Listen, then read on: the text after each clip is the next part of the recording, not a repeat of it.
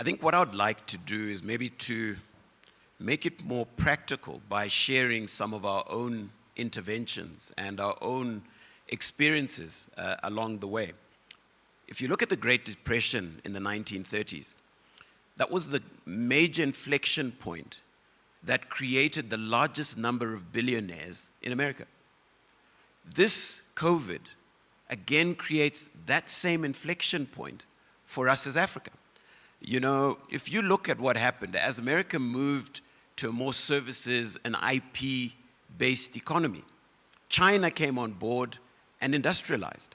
And now it's time for us as Africa to use this inflection point to actually become an alternative supply chain to the world. We've got the young population, we've got an educated population. And now if we're combining that with the skills coming from Xetova, with digitization, going to a 4IR, we can create that industrialization that we need. I'll share an example in terms of the PPE industry. When COVID struck, you know, everybody was saying, let's import masks. We said, rather, let's fly in equipment. And we flew in equipment to manufacture surgical masks, to manufacture KN95s.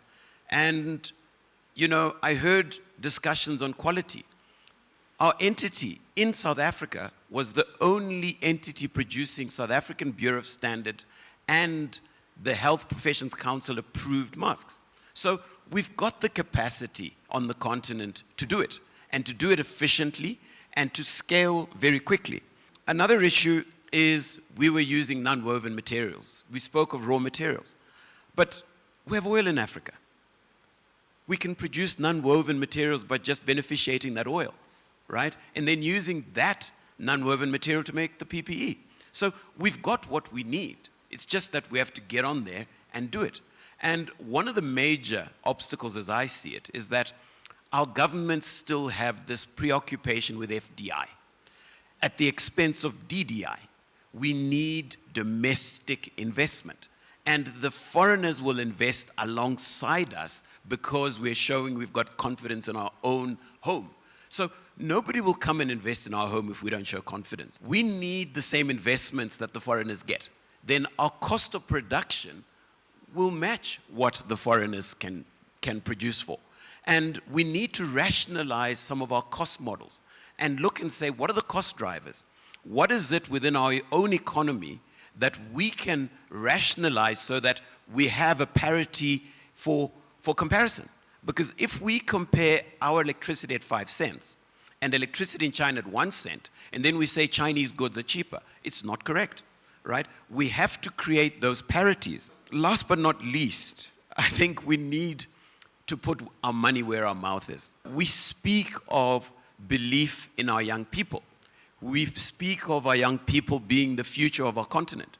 But unless us as entrepreneurs, as investors, actually put our money where our mouth is, that will never be realized.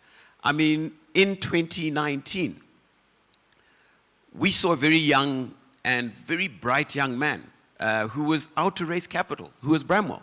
We didn't have COVID, right? But we believed in the solution that he had to present. And through our Jua fund, we said, we're going to put $1 million behind him. And what we've seen now, in terms of the solutions coming out of Xetova, because of that belief from our own people, is phenomenal. And we need more of that. We need to facilitate and capacitate more Bramwells. But it has to be internally driven. We can't continue to expect everybody else to do for us what we should and can do for us.